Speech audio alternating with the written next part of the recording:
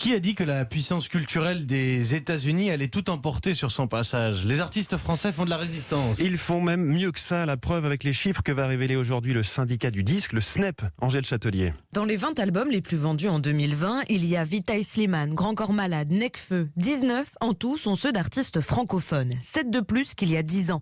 Alors les artistes français deviennent la priorité des labels, surtout les rappeurs, ce que souligne Bertrand Burgala, directeur du SNEP, le syndicat du disque. Il n'y a pas eu l'américanisation qu'on aurait pu imaginer là-dessus. Et la langue française, elle s'est très bien maintenue, en particulier grâce au rap ou aux musiques dites urbaines. Et c'est aussi le fait que les grosses boîtes en particulier, mais aussi les producteurs plus artisanaux, continuent d'investir énormément dans la production française. Ce qui est remarquable, c'est que le public, spontanément, va vers ces productions-là. Et ça, c'est le résultat d'une politique de mise en avant de la production française qui a débuté à la fin des années 80, lorsque les radios privées ont été contraintes de diffuser 40% d'artistes francophones aux heures de grande écoute.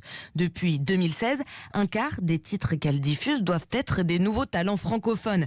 Les entreprises du secteur musical disposent même d'un crédit d'impôt pour accompagner les productions françaises, qui représentent maintenant 70% des artistes que nous écoutons sur les plateformes de streaming. Absorbé par un docu sur l'univers, l'insomnie est son fléau, les yeux sur un écran jusqu'à voir fluo. Je regarde par la fenêtre, la lune est verte, plongé au confluent des... Ça c'est Necfeu et c'est sa chanson Elle pleut, sortie de son dernier album Les Étoiles Vagabondes. Les artistes français francophones qui font de la résistance. Merci François Geffrier.